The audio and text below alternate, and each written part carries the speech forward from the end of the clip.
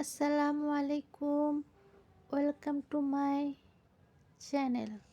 আপনাদেরকে জানাই আমার নতুন চ্যানেলে স্বাগতম। আজকে আপনাদের মাঝে শেয়ার করব একদম নতুন একটি ব্লগ।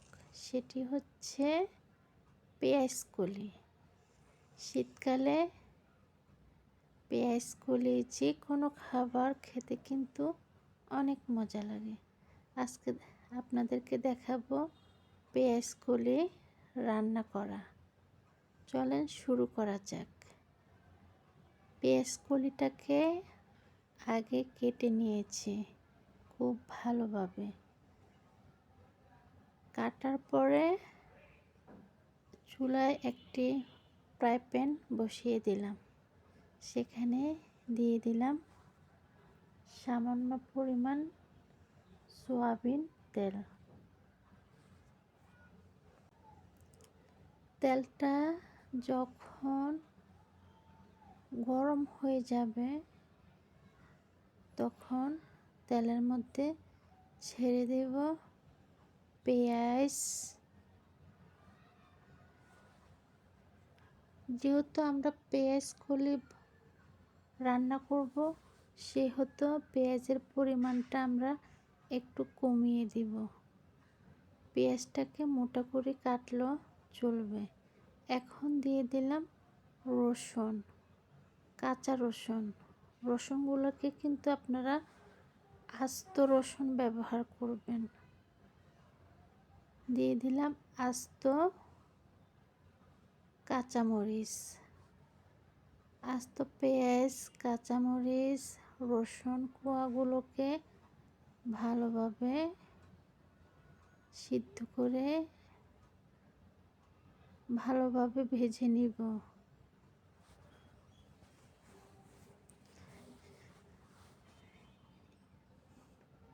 তারপর দিয়ে দিব একটু পানি। ভিডিওটা আপনারা পুরাটা দেখতে থাকুন। অনেক স্বাদের এক পেঁয়াজকলি রান্নার রেসিপি। এভাবে রান্না করে খেয়ে দেখবেন, বিশ্বাস করেন অনেক মজা পাবেন। পরে দিলাম হলুদ, মরিচ। ঝালটা আপনাদের পরিমাণ মতো দিবেন। যারা ঝাল একটু বেশি খেতে পছন্দ করেন তারা বেশি দিবেন, যারা কম খেতে পছন্দ করেন তারা কম দিবেন। দিলাম পরিমাণ মতন লবণ। ভিডিওটা সম্পূর্ণ দেখতে থাকুন। আশা করি রান্নাটা অনেক ভালো লাগবে। আর এইভাবে রান্না করে খাবেন। যদি না লাগে তাহলে আমাকে পরবর্তীতে এসে আনফলো করে দিবেন। পরে দিলাম মশলাটা ভালোভাবে একদম কষিয়ে যখন মশলার উপর তেল উঠে আসবে তখন আমরা দিয়ে দেব শুটকি। খুব ভালোভাবে ধুয়ে চাপা শুটকি দুটো দিয়ে দিলাম।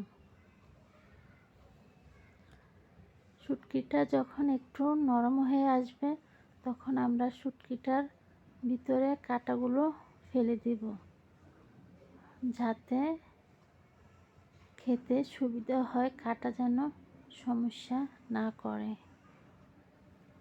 রান্নাটি সম্পূর্ণ দেখতে থাকুন। অনেক টেস্ট, বিশ্বাস করেন। আমি এত মজা পেয়েছি তাই আপনাদের মাঝে সম্পূর্ণ ভিডিওটা শেয়ার করতেছি।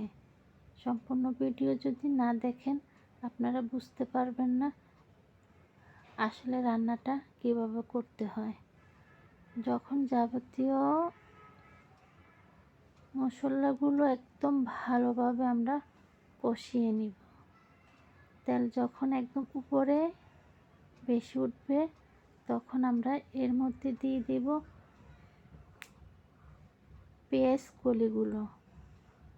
আর আপনারা নিশ্চয়ই দেখেছেন আমি কিন্তু রসুন কাটিনি, রসুন কিন্তু আস্তা ছিল। রসুন আর কাঁচামরিচটা আস্থা রেখে দিবেন। পরবর্তীতে কিন্তু আরও অনেকগুলো মশলা উপাদান আমরা অ্যাড করব।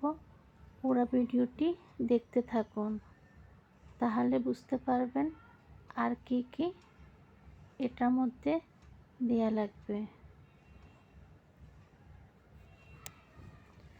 পেঁয়াজকলির অনেক রকম খাওয়া যায়, ভর্তা খাওয়া যায়, ভাজি খাওয়া যায়, তরকারির সাথে খাওয়া যায়, কিন্তু সবচেয়ে সেরা আমার কাছে এটিই মনে হয়েছে, তাই ভাবলাম আপনাদের মাঝেও শেয়ার করি। আশা করি ভালো লাগবে।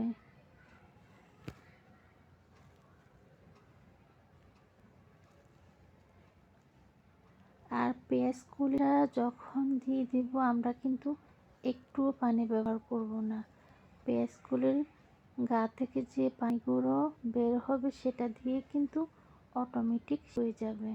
আমরা ভালোভাবে এটাকে সিদ্ধ করে রান্না করে নিব। এটার মধ্যে পানি দেওয়ার কোনো প্রয়োজন নেই। এই পর্যায়ে আমরা দিয়ে দিব এই পর্যায়ে আমরা দিয়ে দিব একটু সরিষার তেল। স্বাদ বাড়ানোর জন্য দিয়ে দিব সরিষার তেল। পরে দিলাম টমেটো। অবশ্যই কিন্তু চেষ্টা করবেন টমেটোটা অ্যাড করার জন্য। টমেটো যখন অ্যাড করবেন রান্নার স্বাদ কিন্তু দ্বিগুণ বেড়ে যাবে। আর টমেটো দেওয়ার আগে একটু সরিষার তেল দিয়ে দিবেন। বিশ্বাস করেন এভাবে একবার খেয়ে দেখেন, ভালো না লাগলে বললাম তো আমাকে এসে আনফলো করে দিবেন। একদম ভালোভাবে যখন হয়ে যাবে রান্না, কষানো যখন হয়ে একদম ভালোভাবে রান্না হয়ে যায়, আমরা পরে দিয়ে দিব ধনিয়া পাতা কুচি। গরম গরমের সাথে এই খাবারটা কি যে অসাধারণ। মাঝে মাঝে কিন্তু গরুর মাংস থেকেও এই ধরনের নিরামিষ খাবার সত্যি অনেক মজা লাগে।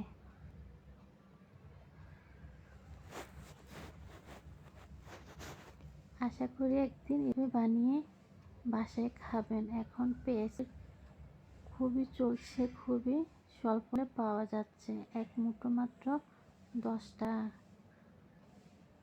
খুবই সস্তা। একদিন এক এক রকমভাবে বানিয়ে খান, দেখবেন তরকারির স্বাদও ভালো, খেতেও ভালো লাগবে। সবাই ভালো থাকবেন।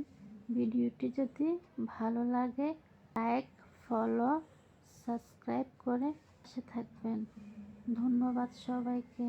আল্লাহ হাফেজ।